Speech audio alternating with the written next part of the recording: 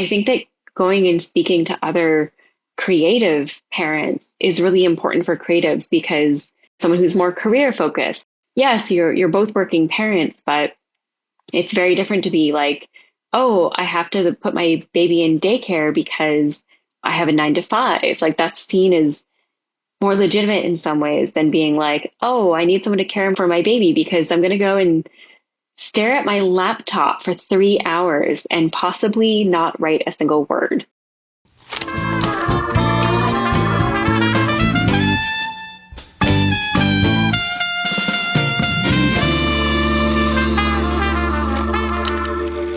Welcome to Lauren's Best, where we explore creativity and what doing our best even means. Today, I'm reconnecting with someone who I've known since high school when we were practically babies and now we are having babies of our own. Rebecca Diem is an accomplished writer, recently named Owen Sound's newest Poet Laureate. I really appreciated her openness in sharing about the challenges she's faced since becoming a mother. We talk about the positive creative changes that followed and the realities of parenthood. This kicks off the 3rd season of Lauren's Best. You aren't going to want to miss this one. I think that like how my parenthood, my experience transitioning to parenthood impacted my creative practice, it feels like it really deepened my relationship to my art in a really cool way. And so, I'm happy to have that chat with you. Well, let's just jump right into it. Tell me more about that, that deepening. I think there's like the relationship to our art aspect, and then there's the relationship to the process, the doing of it, which, you know, it's all related. And I think there's a lot of commingling between these, but tell me more about that. Yeah. So, I mean, in terms of the process, one of the really funny things is that I used to be really focused on word count goals or, you know, those kind of like tangible indicators of like, oh, I wrote this many pages today, or I did this today. And I would always see it as like not quite doing enough, or like, okay, this is all in service of like, you know, a bigger goal of like finish the book. And if I hadn't finished a book, then I didn't feel like I'd really like achieved something. But now it's like, if I get to go to the cafe and write for an hour on a Saturday morning while my husband and daughter are off at the farmer's market, that in itself is the achievement. Like setting aside the time for my creative practice is the achievement, regardless of whether I write 5 words or 500 words. Really setting that intention, making the time and space, that feels like the accomplishment for me now. And that was a really cool thing to discover, because I think that before I became a parent, I was very much focused on like a more kind of results oriented process. And now I'm focused on more like appreciating the journey and making the space and time to be creative. Do you think that, well, for our listeners, they may not know that you recently became Poet Laureate here in Owen Sound. And I'm wondering, it's so hard. I was also a young parent with a young child, not quite as young as yours when I was Poet Laureate. Some of this may be drawing from my own experiences, but I wondered if having that designated time period has contributed to that at all, to that sort of process. Yeah. So one of the things that happened is I was rushing to finish a book, a fiction book, right before giving birth to my daughter. And I had this kind of deadline in my mind of like, I have to finish this book before I have a kid, or else I'm never going to finish it. And I was approached by so many creative parents who were so welcoming and into the realm of creative parenthood. And they reminded me like the words will come back. They are there. They're going to come back, and just give yourself time and a lot of grace. And the people that reached out and with those messages, it meant so much to me in the moment, but it meant even more to me in those first few months after giving birth, because it was such an overwhelming transformation. And you really do fear at different points that you're never going to come back to your creative self or your creative practice. In my case, my partner and I made the decision to move away from the city where we had lived for a number of years and to rent a cottage on the beach and spend the winter in Sauble Beach, Ontario. And in doing that, I was suddenly able to take these long, meandering walks along this beautiful waterfront and really immerse myself in the community that I had grown up in, reconnect with nature, reconnect with myself. Going on those walks was really healing for my body, my soul, my heart. And I would do them with my daughter Imogen strapped on my chest. And it was really beautiful.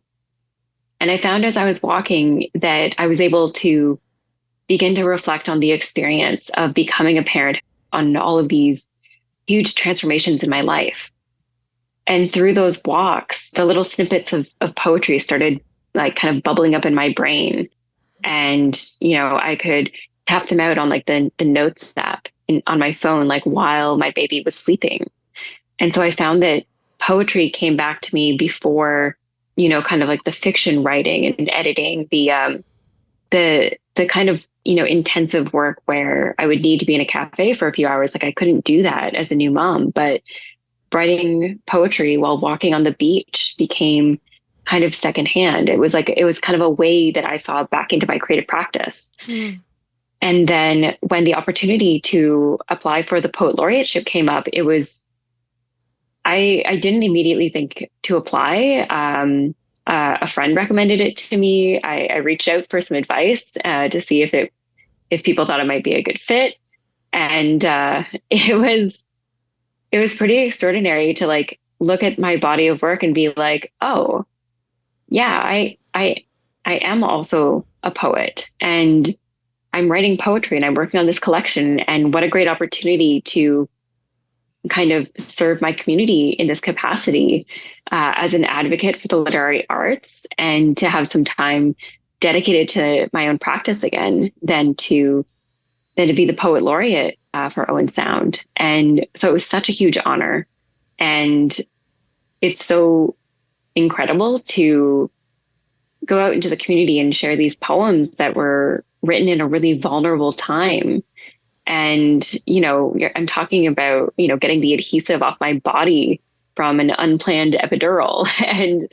And I'm talking about, how anxious I was when making mom friends. And I'm talking about what it felt like to, hear my daughter's heartbeat at those midwife appointments. And these are all really vulnerable experiences. And I'd never shared such vulnerable human moments through my work before. Mm. And it's led to such a resounding response and so much community and connection and opportunities to collaborate in fun ways. And so it's been a pretty extraordinary experience, and I'm really glad for it. Mm. And you're still so very much in it as well. As I was imagining this conversation between us, I thought, oh, I'm going to have to be careful that I don't just jam on being poet laureate while having a young child, while trying to talk about the thing that's happening as it's happening. And not that, I love jam. Everyone's been so supportive. Like we brought Imogen to a couple of poetry events, and she's delighted. She loves it. She thinks it's hilarious. And the community has been really like welcoming and understanding of the fact that, as a new mom, I come with accessories. And the accessory is my daughter, and often my big burly husband who's going to come and carry her around for me.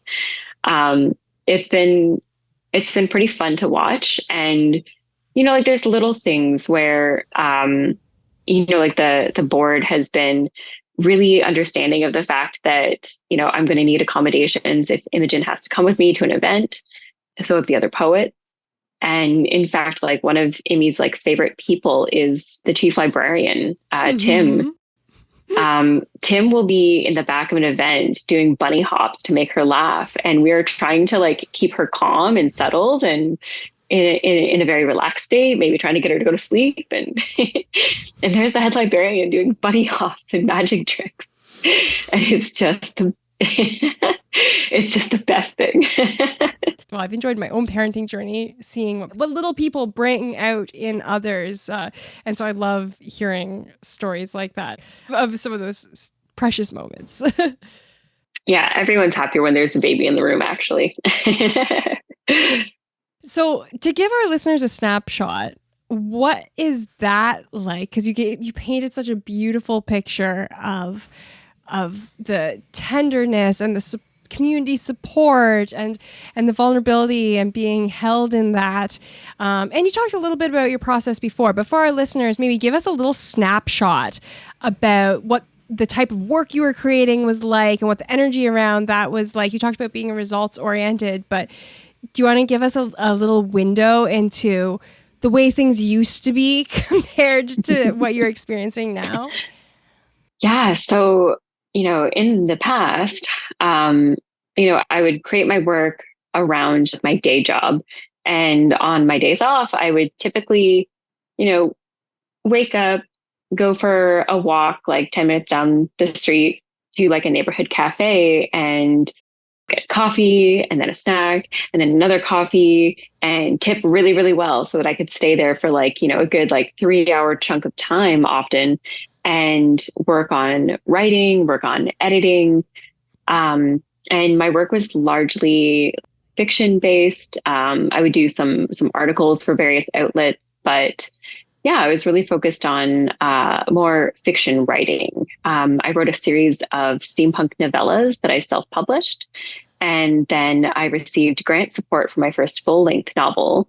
And so I've really just been kind of like head down working on writing and revising and writing and revising this first like full-length fiction book. And it's kind of like a literary upmarket style. It's less sci-fi fantasy than I'm used to writing. And so I was really, kind of pushing myself and pushing my boundaries with this work. And it was really exciting and rewarding. But at the same time, I definitely felt like I was, kind of focusing in on like one kind of project at a time. Like I had to finish this one book before I could make room for all of these other things that I wanted to work on some of the photography projects that I was really excited by, on poetry, on other book ideas. Like I was like, I have to finish this one book first. And so I had a bit of a narrow focus.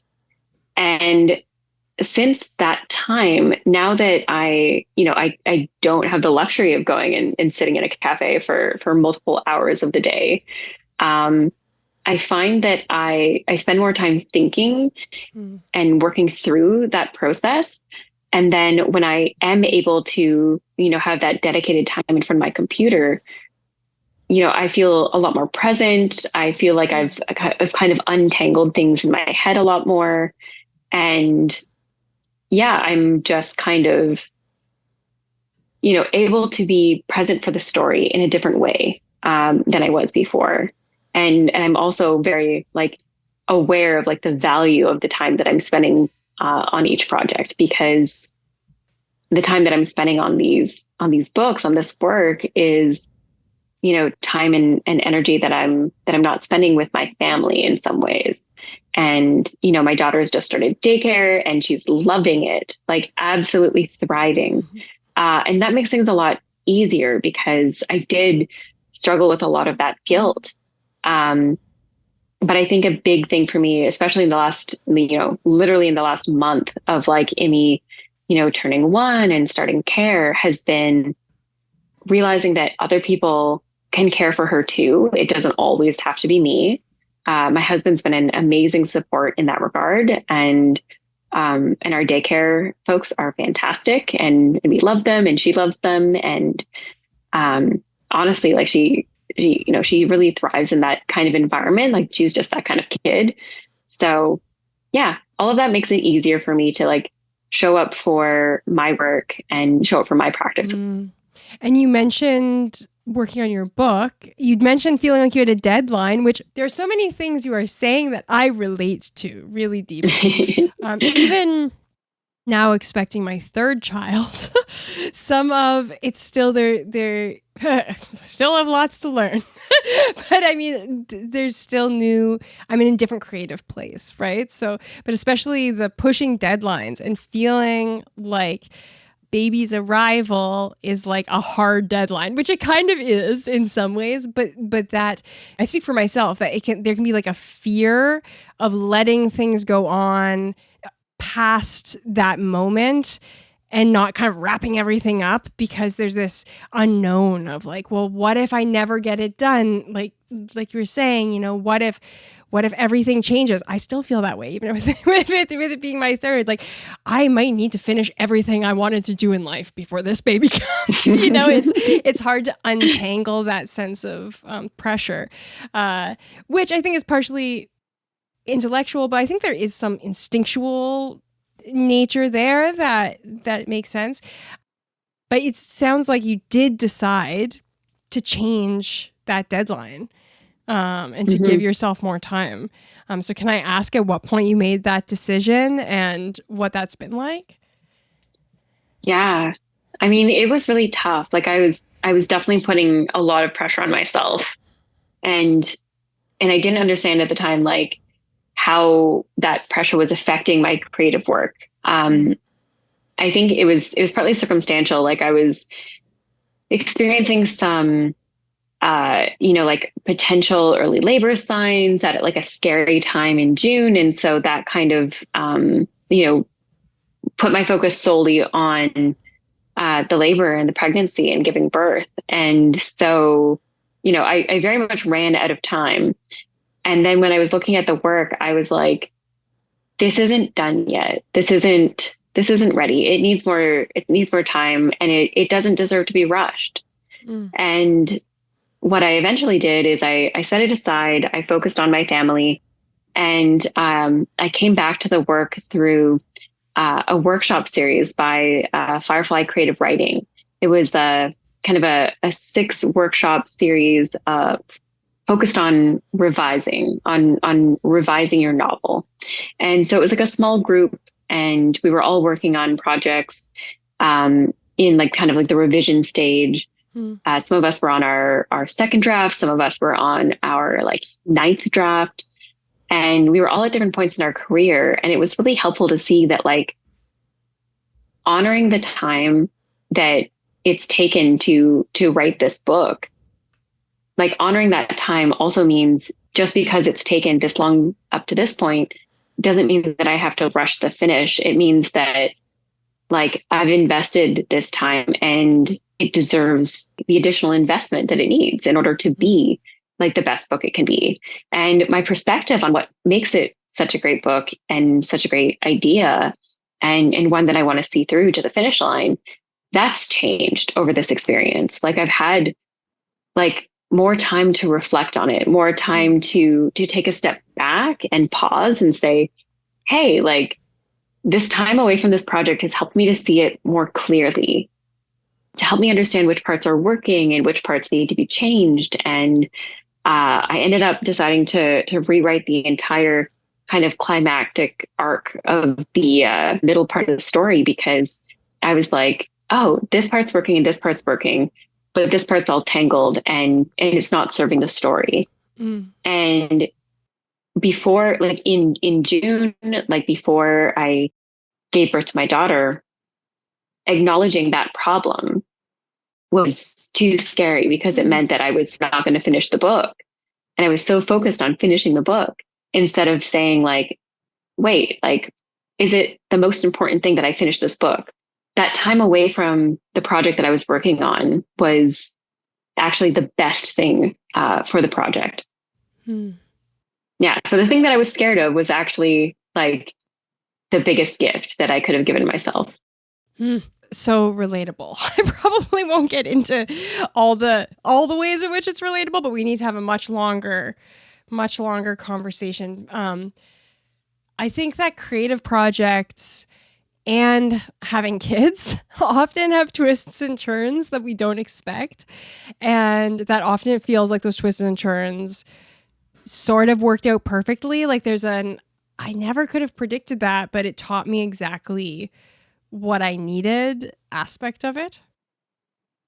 Yeah, it really does. There's something about, I don't know, the uniqueness of every child and how how the odds are so incredibly stacked against any individual person being created. Like it has to be, the right egg and the right sperm and the right month and the right set of perfect circumstances for, a child to even happen. And especially as like an older parent, like I'm 37 this year, like you realize like how difficult it is actually, like as you get to know other parents and you hear their journeys to parenthood, maybe they didn't meet the right person at the right time, or maybe they had difficulties conceiving, and maybe they had to form their families in different ways. And so every child feels like a miracle in some ways. And I Mm. think that that really lends itself to like your mindset in terms of really appreciating the circumstances that feed into any particular like creative project, whether that creative Mm. project is creating a human or creating a body of work. Mm. And so did you anticipate some of these changes in your practice, in the process? I know for myself, I felt having my first child somewhat like I needed to like guard against changing too much or something, or like I need to fiercely protect the parts of myself that and try to keep some of that the same or something. And then after it was like, well, the things that I thought would be the same are different, and the things that I thought I needed to worry about, I didn't need to worry about, and so on and so forth. Talked a fair bit about the changes in your process, and I'm wondering like where your expectations were versus what happened. Yeah. Yeah. Like it's so funny. One of my favorite questions to ask other parents are like, what's your favorite pre-parenthood assumption that was so radically different from what is actually the case? Um, and it's really fun to find what people's answers are. Like, I don't know, like expectations around sleep, or whether your baby is actually going to use their fancy crib, or like just different things. Like, what was your favorite like pre-parenthood expectation that has just been completely obliterated? Um, and I think that I had a lot of those around parenthood and creativity. And I was talking to a friend about this recently, and I was like, before my creative practice was like the room in my heart that was my creativity was this cozy book nook. And I had decorated it just perfectly, and I had cozy pillows, and it was very comfortable. I was creating from a place of comfort. And I'd worked hard to create that cozy little book nook. I Mm. built the shelves myself. And then I became a parent, and I had this sense of like, this huge renovation happening. And one day, one of these bookshelves just accidentally swung open, and it turns out there is a cavernous library on the other side of that door.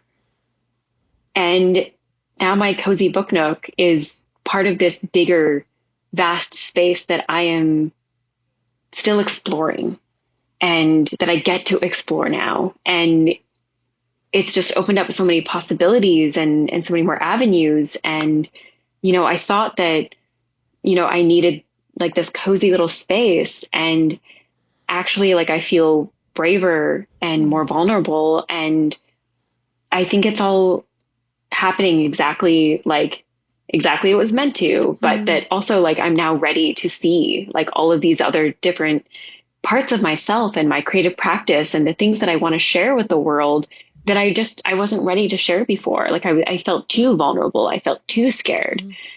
Mm. It's made me braver. And, there's, it's such a vulnerable experience giving birth that like, once you go through that, like getting up on stage and talking about it feels like, you know, not as, not as scary, I guess. if you can handle a 3-day labor, getting through a 25-minute poetry reading is okay, actually. And so you're working on a postpartum poetry collection. Was that was not something you envisioned prior? Do you want to tell us a little Never, more never. about that project and what that's? I mean, and you mentioned the start of it, but where that's going and how you are working with that now. Yeah. So one of the creators that I really resonate with is Patti Smith, and I remember reading her books and really being struck by the way that she took a break after having her children and then came back into her practice. And so as a mom, I've really been looking to, folks like Patti Smith and Joan Didion and these other like kind of creative mothers that had to step away and then step back in or never stopped or trying to like basically just like learn from other parents who have kind of carved this path before me. Hmm. And so I'd be walking along the beach and thinking about them and thinking about, Joan Didion on the West Coast or Patti Smith in New York on like Rockaway or I think it's Rockaway Beach. And just being like, it would be so cool to write, a book about, letters to all of these other moms walking the beach with their babies or walking the beach thinking of their babies and thinking about their art. And that turned into a poem called Mother Beach. And it was a really simple poem. And it was just, I started each stanza with like a different action. Like I walk, I feel, I think, I move, I wonder. And I just went through everything that I was feeling that day. And I wrote it out on my phone, and it ended up being this really reflective piece that, kind of helped me feel like where I was in this whole transition into parenthood, and express it in a way that I hadn't quite been able to pin down. And so I've been using poetry as a kind of way to process this like huge and momentous life transition and to kind of sit with how I feel about it. And I found that, when I speak to other parents, it's given me the language to communicate about this experience in a way that I didn't necessarily have before. And it's given me the opportunity to be vulnerable with people in a way that allows them to be vulnerable in return. And that's led to some really extraordinary and beautiful connections. And it's helped me to figure out who I am now. Like a big thing was, I knew who I was before I became a mom. And then in those very nebulous months afterwards, it was like, I don't live in the same house that I lived in before. I don't live in the same city I lived in before. I'm I technically still work for the place that I used to, but I'm not there working now. So like when people ask, what do you do? What do you say? Like, do you say I'm a writer and I'm working on a book and I work for here and I live here and I'm from this place?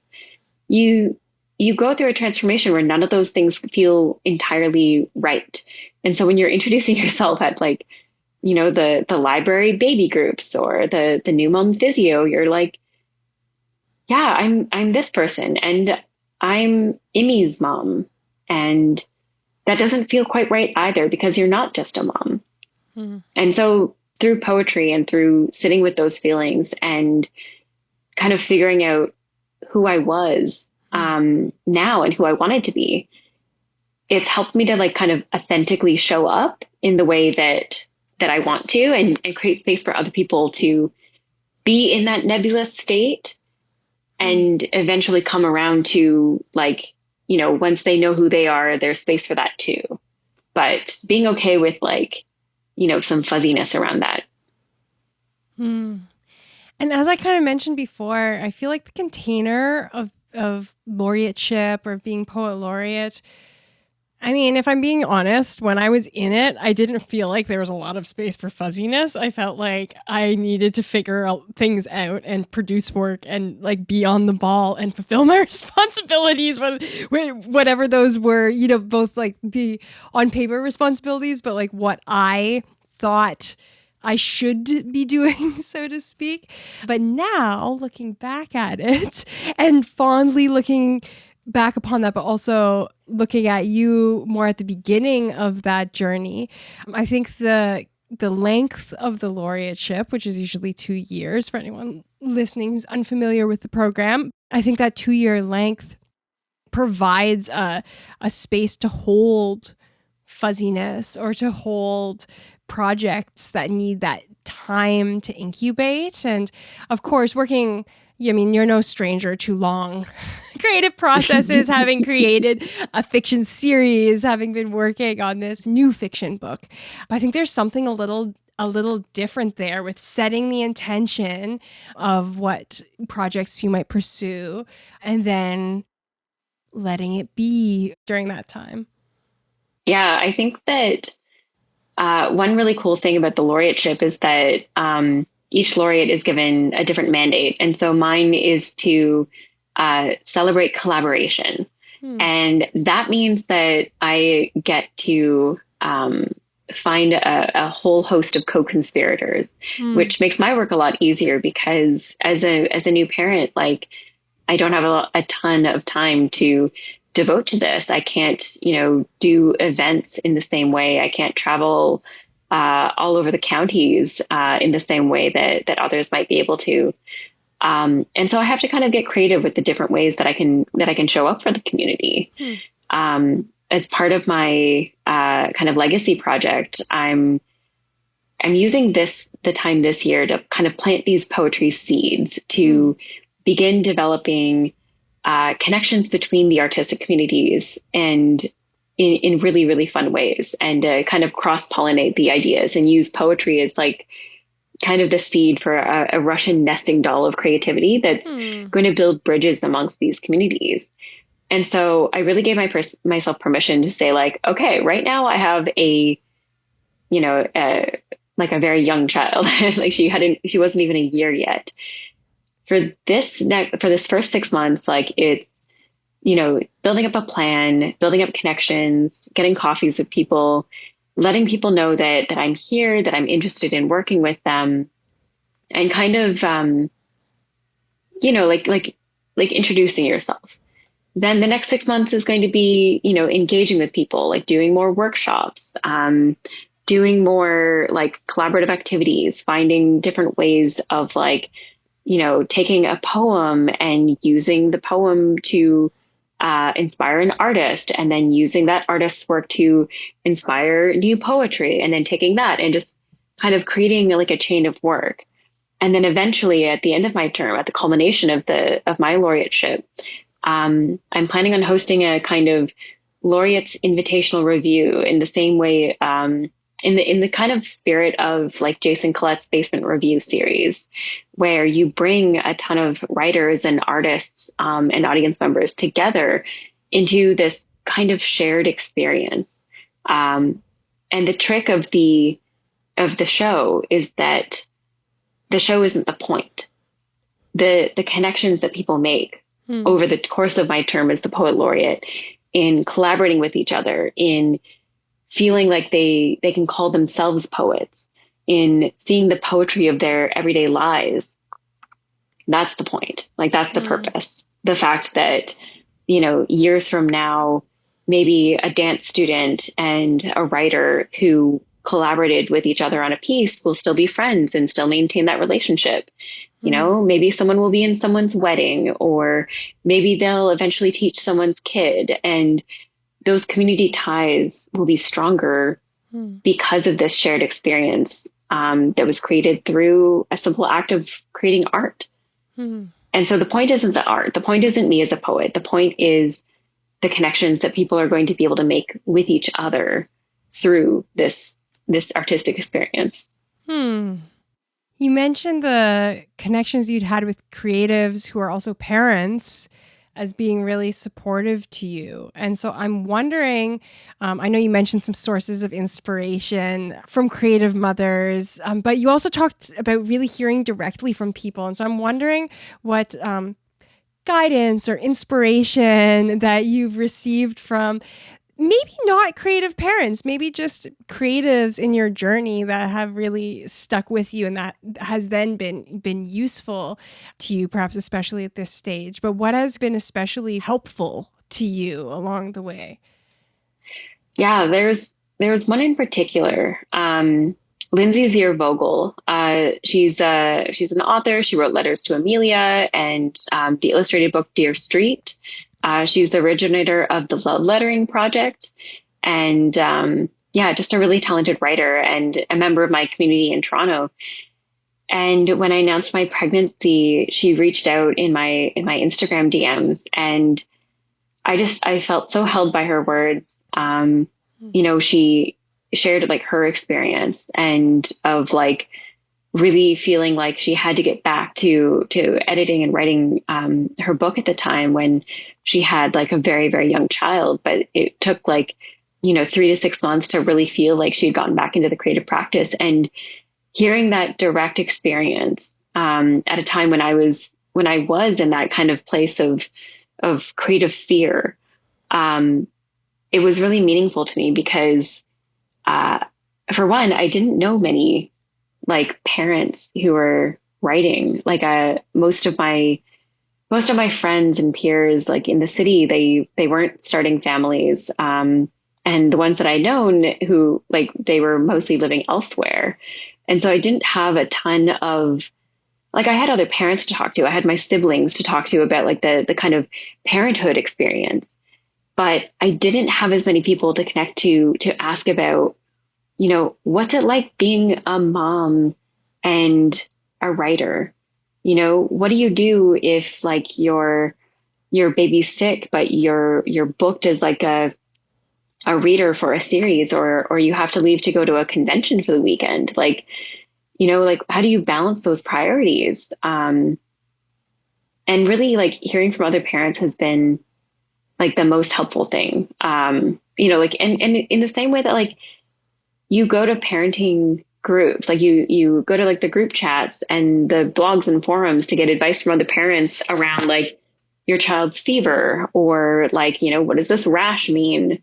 What bottle should I be using? Where do you find shoes that fit tiny feet, but like let them walk and stuff like that.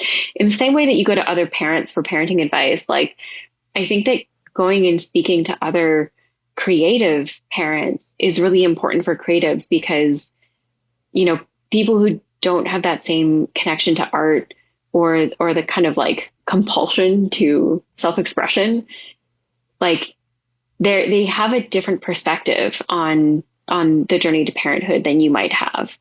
And, someone who's more career focused, like, yes, you're both working parents, but it's very different to be like, oh, I have to put my baby in daycare because, I have a 9 to 5. Like that's seen as more legitimate in some ways than being like, oh, I need someone to care for my baby because I'm going to go and stare at my laptop for 3 hours and possibly not write a single word. Like, and talking to other people who've been in that space and who've been in those shoes, it has been really validating and really reassuring.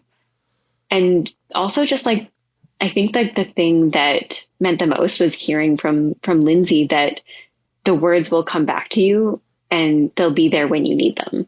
Mm-hmm. And those words meant so much to me. And I'm just so appreciative of like her and, like a dozen other people who reached out and were like, hey, like, welcome to motherhood, like, welcome to this. And, it hasn't just been writers, it's been musicians, it's been, artists. And like, there's something about parenthood that I think because it's such a vulnerable experience that makes you more open to community. And, you come into it with your own mistaken assumptions and you are immediately forgiven by the community who was there before you. And you are, you know, you hold a lot of grace for the people who are coming after you, who are like, yeah, so, yeah, my baby's going to sleep in this crib. And yeah, I think that we're going to, have them pretty much, independent by like 3 months or whatever. And you're just like, here's the Safe Sleep 7 just for when you might need it. And, yeah, absolutely. Here's a recommendation for a Soother sampler pack so that you don't have to spend $100 on getting it delivered to you on like your baby's third day of existence by like courier. It's like those kinds of things. Like my daughter had $100 Soother because we were like, oh yeah, we're not going to do soothers. We're not going to do soothers. Yeah. Yeah, I don't think she needs them. And then the third day, we literally like basically like Uber Eats a Soother sampler pack from West Coast Kids because it was open and we had it there by 11 a.m. And that was the most expensive Soother because she tried one, loved it, accepted no alternatives, and that was the Soother, and we guarded it with our lives. Like, it's like those funny little things. And until you become a parent and until you figure out like what kind of kid your kid is, like, yeah, you have to really embrace the uncertainty and hold a lot of grace for like your former selves. And, for people that do not know what they speak of yet.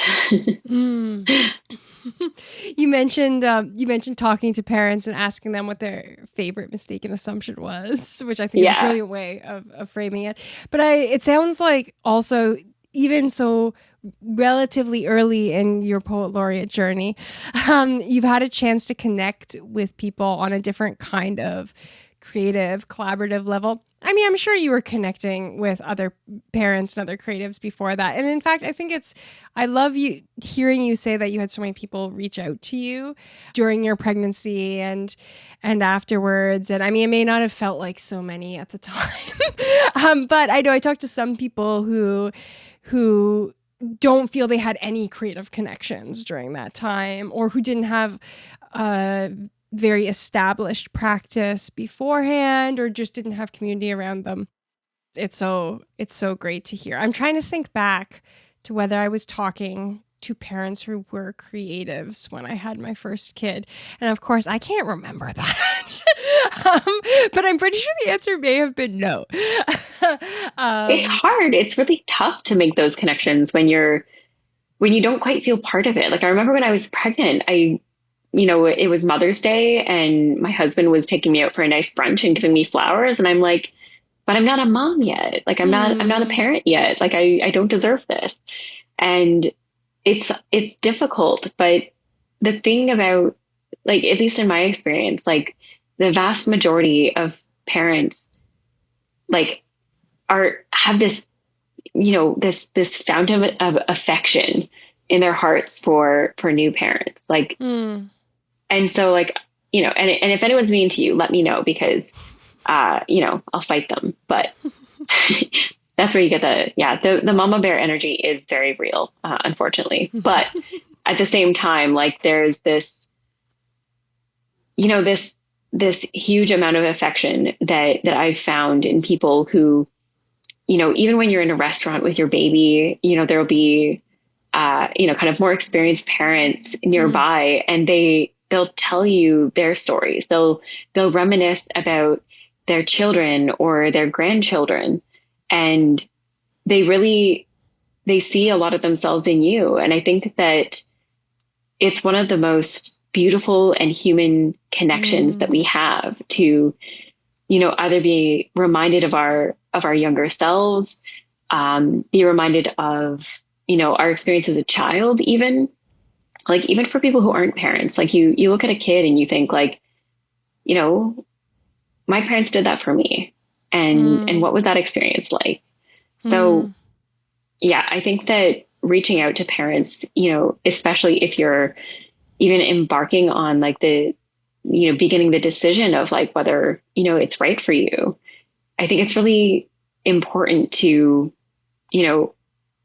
reach out to people that you think might connect and resonate with your experience. Like ask them the questions, go in prepared, go in with your eyes open, because it is a really transformative experience. And it's kind of like a metamorphosis. Like you're kind of cocooned, you become mush, and you don't exactly know what you're going to look like on the other side.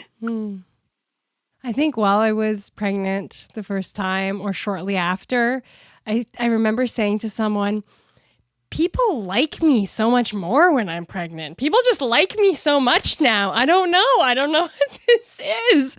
But which was it sounds a bit trite, but now I get it, right? Now I really get that as you're saying, that affection, or that that sort of support that people want to give, and the energy, and if you're receptive to that, I mean, it can definitely be overwhelming at times. There can definitely be a lot of unsolicited questions and comments, and like things that you don't necessarily feel are relevant or received well. Like it comes with that too, but there's something really beautiful about it too, when like if at the times that it's so true though. It's so true. Like I would go to, I remember I was at a Writers Trust event in the city, and the caterers kept on coming by with my favorite snacks. And I was like, everyone else was getting their free wines filled up, and I was sipping on a ginger ale and getting like all of the best snacks. Like they'd come to me first. They'd come to the heavily pregnant lady first.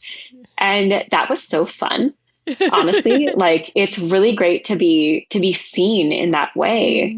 And like it does come with those boundaries of like, there are a lot of really damaging, like, and harmful prejudices about mothers and motherhood and parenthood and pregnancy, and women's capability after giving birth. And it's really interesting to like encounter those assumptions and expectations, and the inappropriate comments. Like they're all there.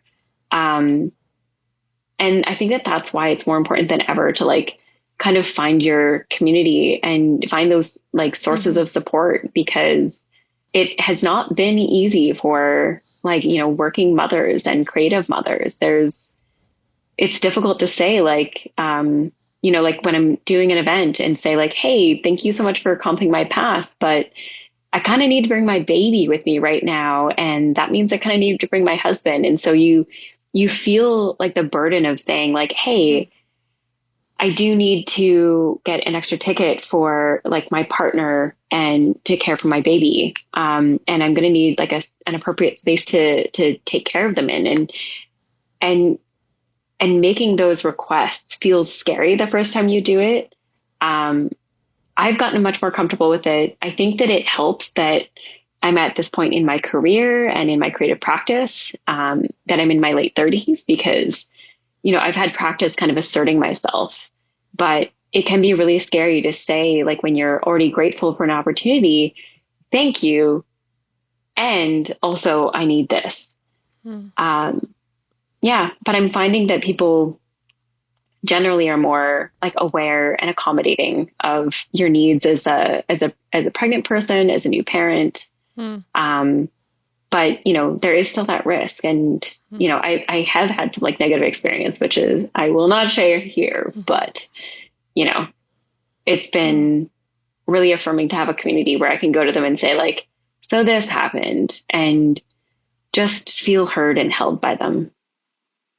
So in connecting with other parents and asking some of these questions and starting to work on this postpartum poetry collection, I'm curious about, we could say, themes that have emerged, but just in general, what you've noticed. That could be themes, but that could be more anecdotes in talking to other parents and connecting kind of on the subject of parenting and creativity. Now with sort of the aspect that you're kind of thinking about it as poet laureate as well, and as someone creating new work around these topics as well.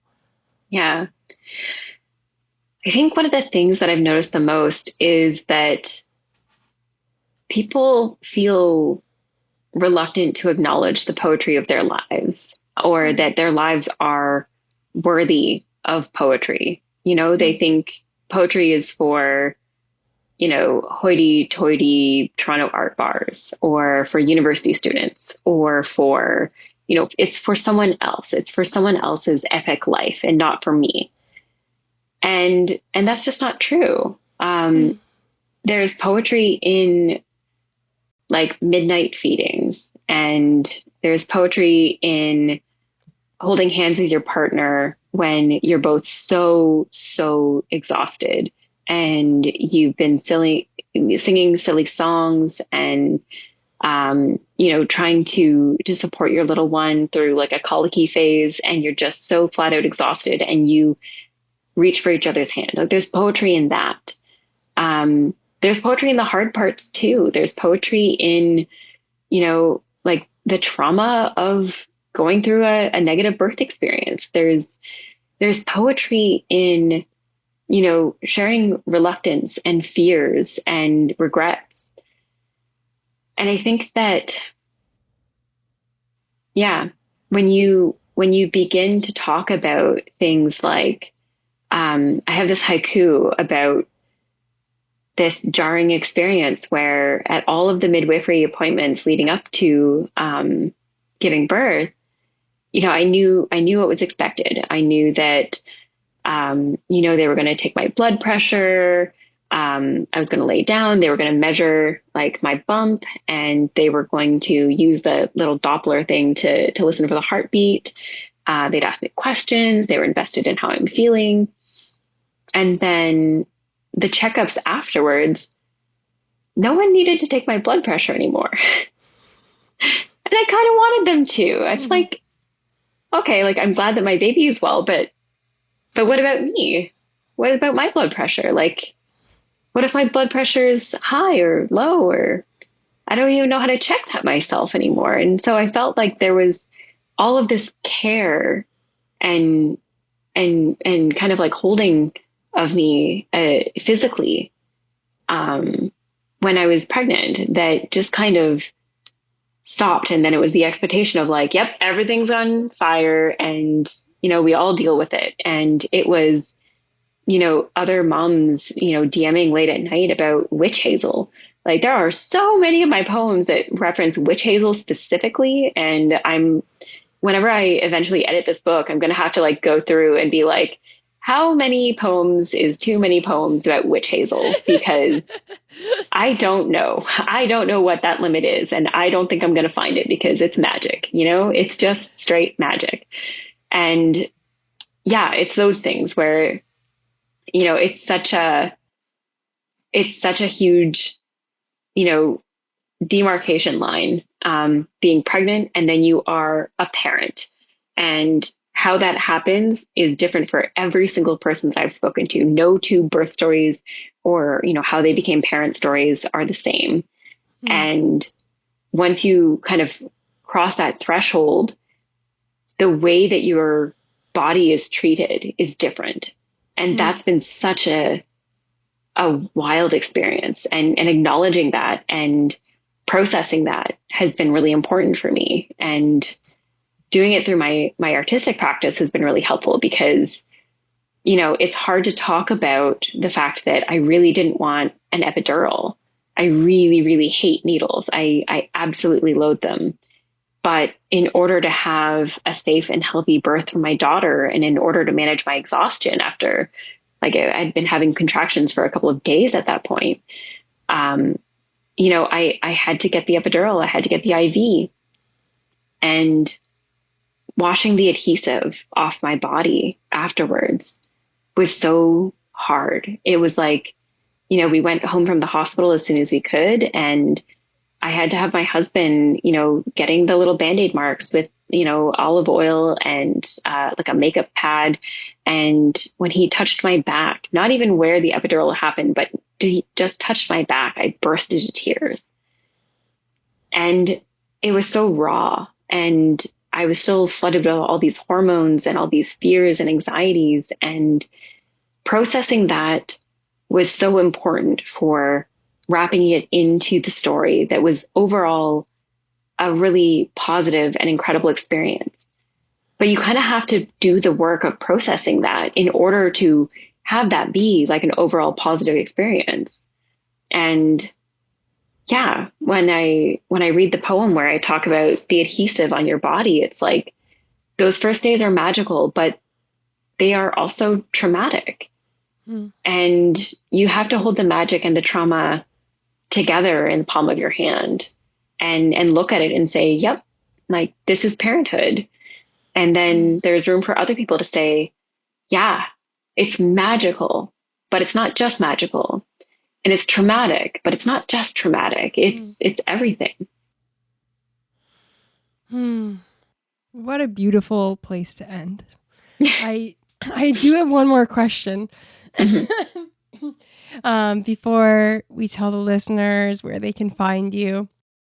It's a question that could feel like there could be so much contained within it, and we've already discussed so much, but I'm still going to ask it because it's how I'm finishing each of the interviews in season 3 as I'm talking specifically to parents. And that is, what is one piece of parenting advice that you wish you'd had before becoming a parent? Piece of parenting advice I wish I had before becoming a parent. It's hard to find just one piece of advice, right? You know? I know. The piece of advice I wish I had is how easy it is to actually connect with other parents. Making other parent friends through like the library baby groups and singing silly songs together and being totally off key and watching our children, behave inappropriately with library books and fight over shakers it's a really incredible bonding experience. And I was really anxious before I became a parent that I would not be able to get along with any other parents because we had nothing in common. And it's like, you used to have nothing in common. Now you have lots in common. You have lots of common, and you can make parent friends really easily. You just have to compliment their shoes or tell them you like the outfit that they chose for their baby. It's surprisingly easy to make friends after you become a parent. And I wish someone had told me that in a way that I could have understood, and it would have eased my fears significantly. Well, I think someone will be hearing that in a way that it may be crystal clear to them at the right moment. Literally, just tell someone you like their shoes. Like, tell them you like their shoes, and you're going to be friends within 2 weeks. Awesome. So, for those who are listening, where can they find you? We'll have it all in the show notes. But for those who might be on the go, and let's put it right in their ears, where can people connect with you? You can find me online at rebeccadiem.com, on Instagram at @KThanksBex or at RebeccaDiem. And you can find me around Owen Sound. I'll be doing a lot of Poet Laureate stuff. And hopefully I can create something with you. I would love that. Yeah, that would be fun. Here's to more creations and more conversations between us. Yeah, and more play dates. Yes, and more play dates too. So much to connect over. I don't think I've actually even mentioned in this whole interview that we've known each other for a very long time. We're basically children ourselves. Oh my God. You know what I just realized is it worked on you too. So it was your pants. I complimented your pants in in high school. And we became friends. Yeah, you never know who you'll end up being on a podcast with 20 years later if you just if you just open up the communication. Yeah, literally like 20 years later and we're still in each other's lives, and that's really beautiful. Wonderful. Well, it's been so great to talk to you today. Thanks so much for coming on the show. Thank you, Lauren. It's been so great talking to you. Thank you so much for watching. What resonated with you in today's episode? I'd love to hear your thoughts and questions in the comments below. Don't forget to like and subscribe. You can check out our back catalog of great episodes at laurenbest.substack.com. To find out more about today's guest, check out the links in the description below. Until next time, stay curious, stay courageous, and keep exploring.